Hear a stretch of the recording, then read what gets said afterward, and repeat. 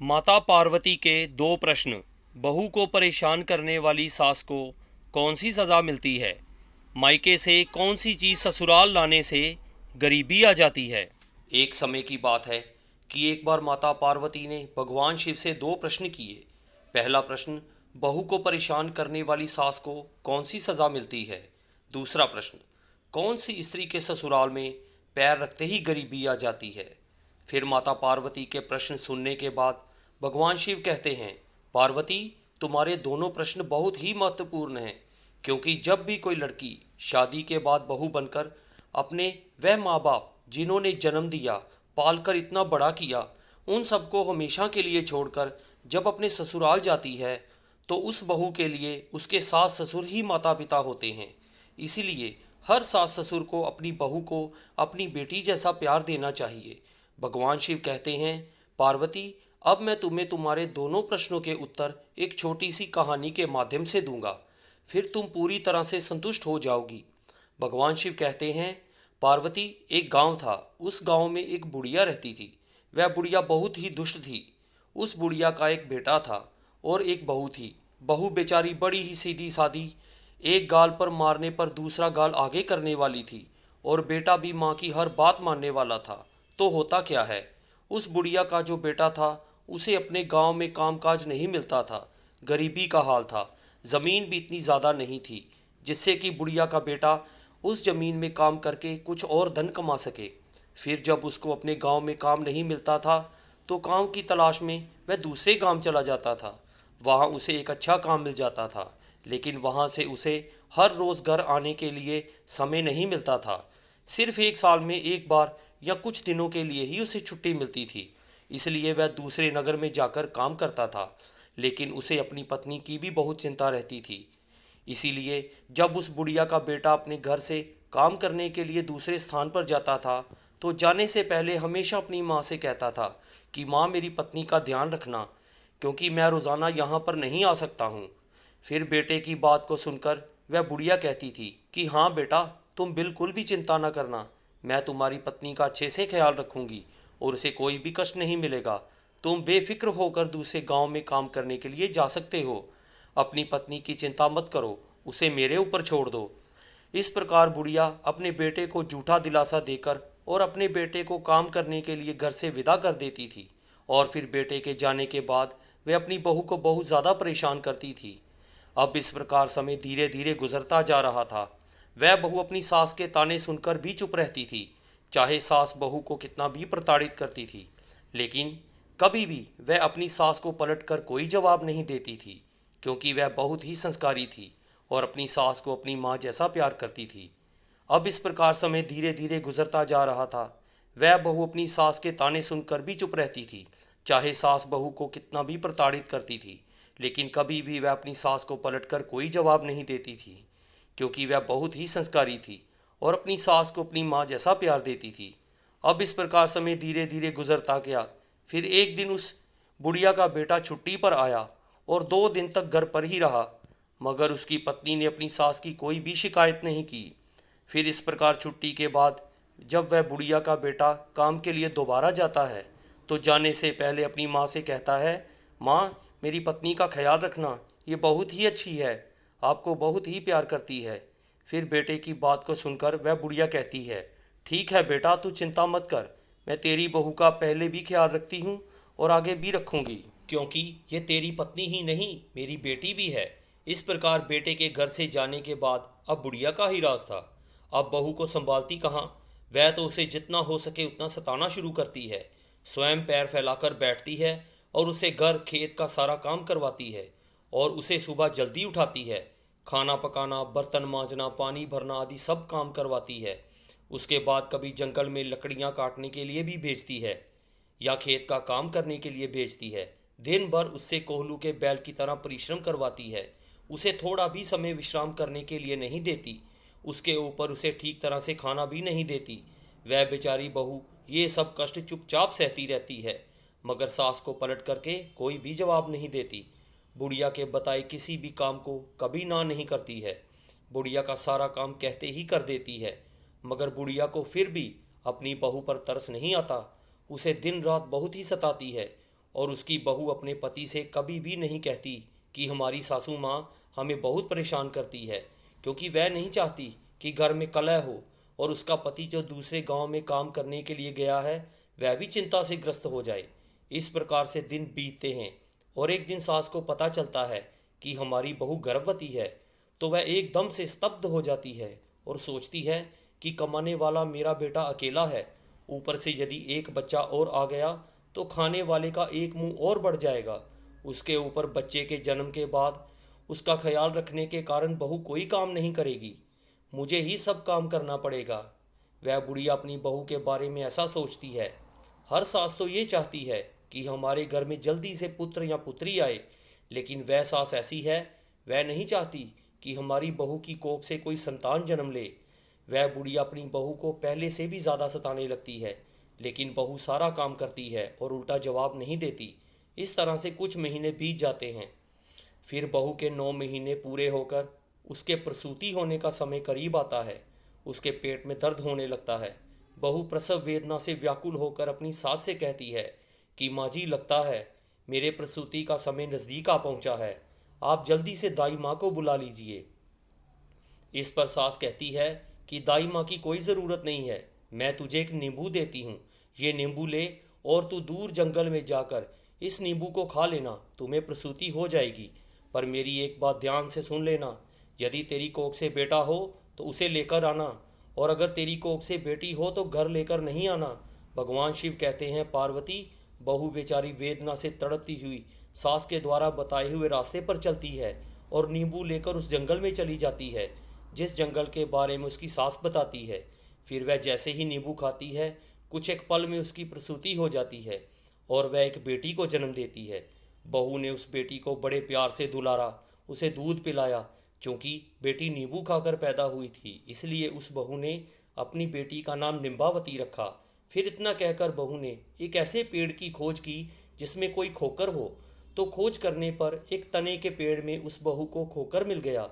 फिर उसने अपनी बेटी निम्बावती को उस खोकर में रखा और उस पेड़ पर रहने वाली चिड़ियों से कहा कि यदि मैं अपनी बेटी को घर ले जाऊंगी तो मेरे साथ मेरी बेटी को भी मार देगी, इसलिए मैं अपनी बेटी को इस खोकर में आपके भरोसे छोड़कर जा रही हूँ। हे चिड़ियों, मेरी बेटी का ध्यान रखना।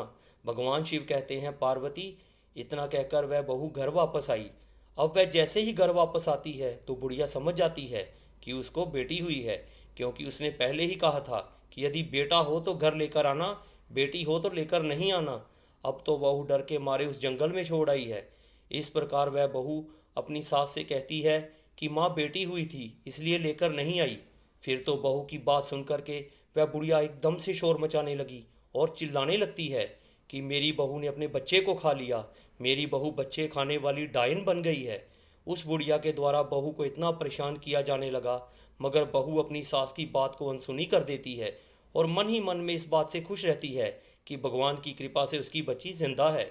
और फिर रोज़ाना वह बहू जानवरों को चराने के बहाने से जंगल में जाती है और अपनी बच्ची को दूध पिलाती है। इस तरह से कुछ दिन बीतते हैं। उधर उस पेड़ की खोकर में निम्बावती धीरे धीरे बड़ी हो जाती है। इस तरह 1 साल गुजरता है और उधर उस बुढ़िया का बेटा छुट्टी लेकर घर वापस आता है और जैसे ही घर के अंदर प्रवेश करता है तो बुढ़िया अपने बेटे से कहती है, क्या बताऊं बेटा, तुम्हारी पत्नी मनुष्य नहीं, एक डायन है, डायन जो जिंदा मनुष्य को खाने वाली है। तुम एक बेटी हुई थी, लेकिन तुम्हारी बहू ने तुम्हारी बेटी को खा लिया। बेटा अपनी माँ के स्वभाव से भली भांति परिचित था।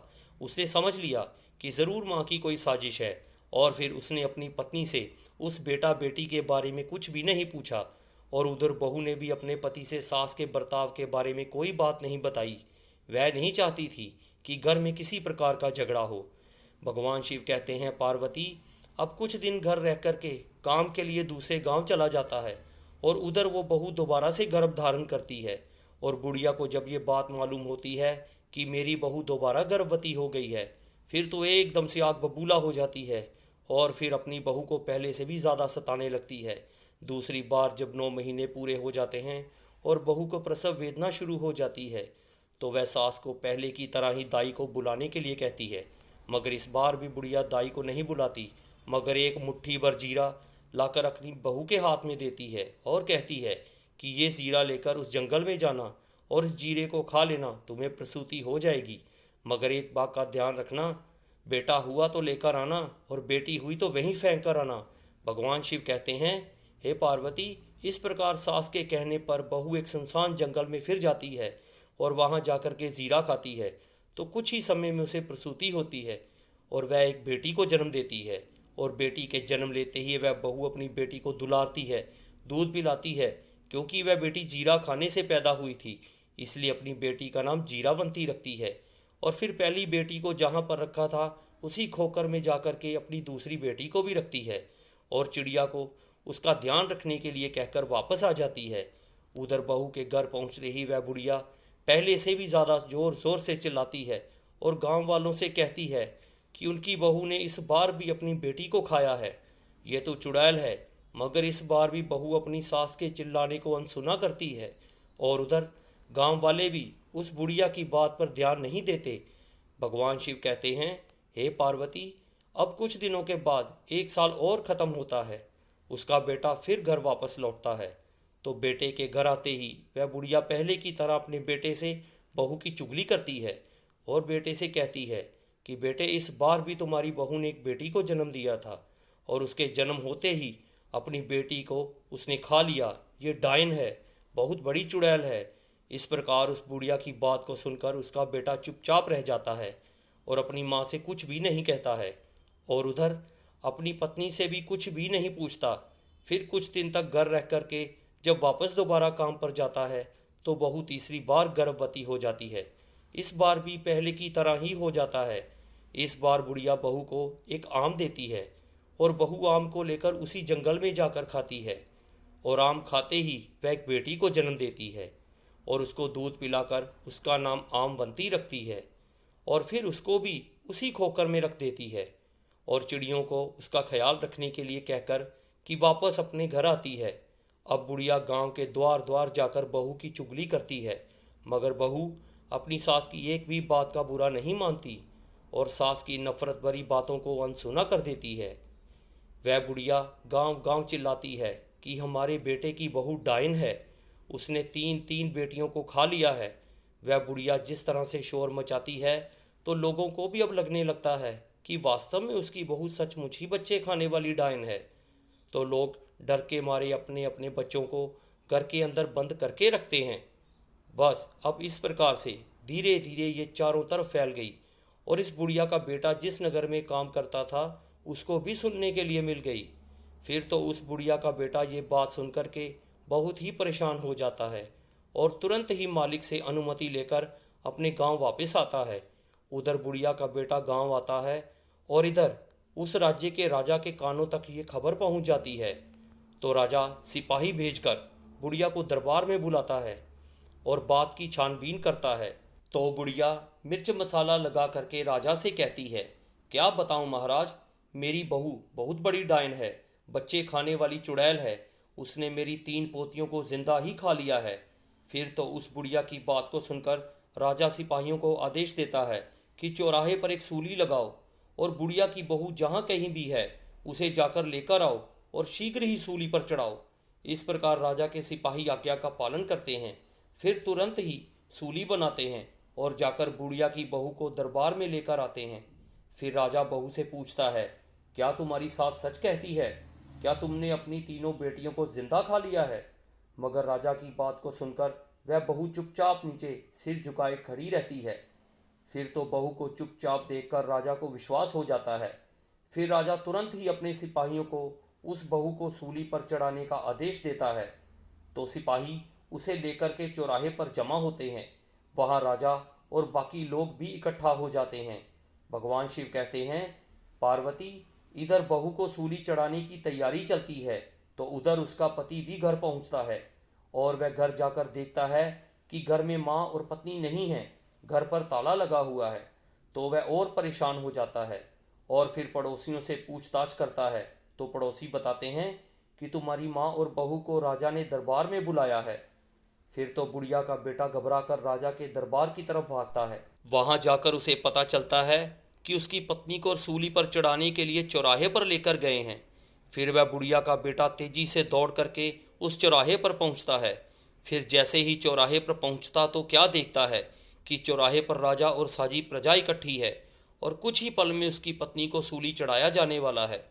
फिर तो वह बुढ़िया का बेटा तुरंत ही राजा के सामने जाकर खड़ा होता है और हाथ जोड़कर प्रार्थना करता है, महाराज दया करें, कुछ देर के लिए मेरी पत्नी को सूली पर चढ़ाने से रोक दीजिए।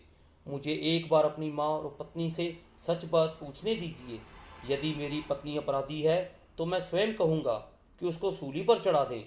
इस प्रकार राजा को कुछ दया आती है और वह राजा अपने सिपाहियों को कुछ देर के लिए सूली पर चढ़ाने का आदेश रोक देता है।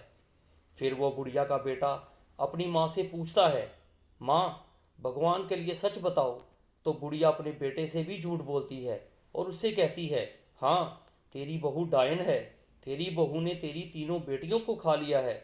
मगर उस बुढ़िया के बेटे को अपनी माँ पर विश्वास नहीं होता है, क्योंकि वह जानता है कि उसकी पत्नी बहुत ही अच्छी है, संस्कारी है, कभी झूठ नहीं बोलती, माँ की बहुत सेवा करती है, बच्चों को देखने के लिए दिन रात तरसती है।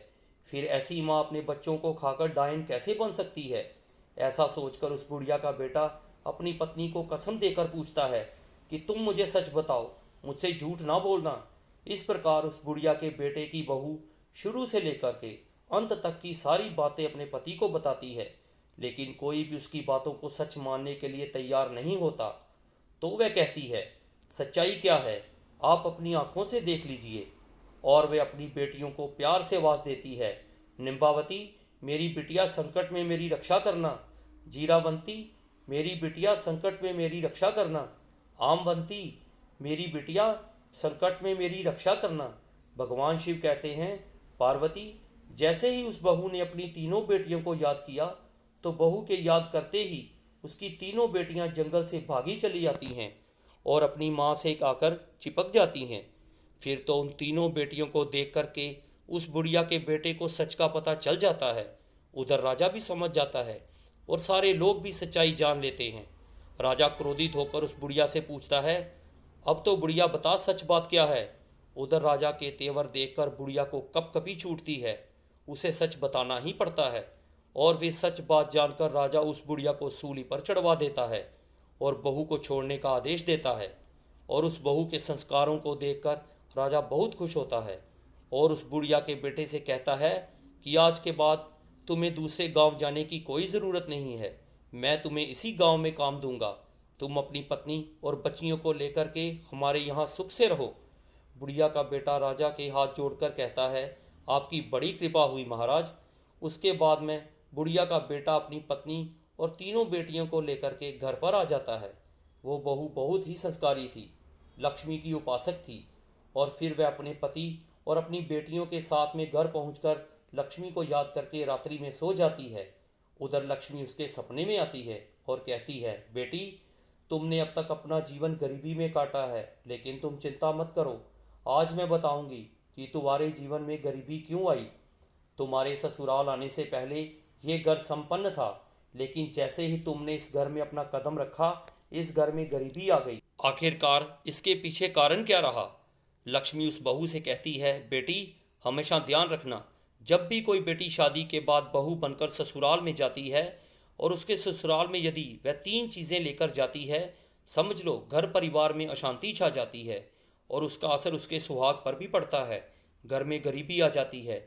इसीलिए कभी भी किसी भी बेटी को शादी होने के बाद में अपने मायके से ससुराल के लिए ये 3 चीज़ें कभी भी लेकर नहीं जानी चाहिए। पहला, चूल्हा।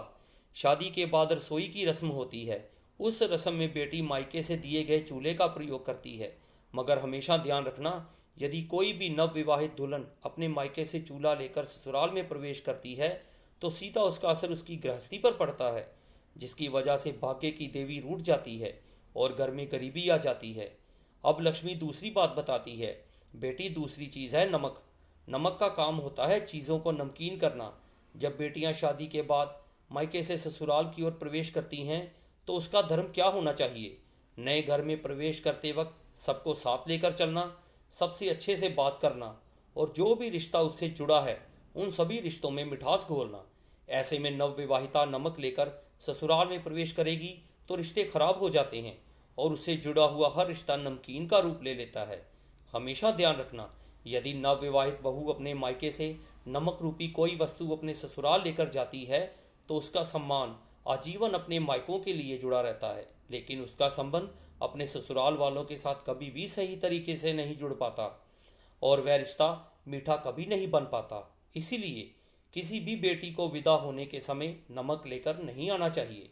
अब तीसरी चीज़ उस चीज़ बहू को बताती है। लक्ष्मी कहती है, बेटी तीसरी चीज़ है अचार। माँ बाप बेटियों को शादी के बाद विदा करते हुए माता पिता उसके पसंदीदा अचार को बनाकर बेच देते हैं, लेकिन हमेशा ध्यान रखो, अचार खाने में खट्टा होता है, वैसे ही वो पति पत्नी के बीच के रिश्तों में भी खटास पैदा कर देता है, परिवार में भी खटास पैदा कर देता है। कभी कभी ये खटास इतनी गहरी हो जाती है कि पति पत्नी में से किसी की मृत्यु तक हो जाती है। इसीलिए इस बात का ख्याल रखना कि शादी के बाद विदा होते वक्त अपने मायके से कभी भी अचार जैसी कोई वस्तु नहीं लानी चाहिए। और जब तुम्हारी शादी हुई थी तो तुम्हारे माता पिता ने ये तीनों ही चीज़ें तुम्हें दी थी, जिसकी वजह से तुम्हारे घर में अशांति रही और तुम्हारे घर में गरीबी आई। तुमसे भाग्य की देवी रूठ गई, लेकिन तुम्हारे संस्कार बहुत अच्छे रहे। तुमने लौटकर कभी भी अपनी सास को कोई जवाब नहीं दिया। तुम्हारी सास ने तुम्हें प्रताड़ित किया, जिसके कर्मों का फल उसे जरूर मिला। और तुम्हारे सुशील स्वभाव की वजह से, तुम्हारे संस्कारों की वजह से मैं तुम्हें आशीर्वाद देती हूँ कि आज के बाद कभी भी तुम्हारे घर में गरीबी नहीं रहेगी और तुम दोनों का जीवन पूरी तरह से सुखद हो जाएगा।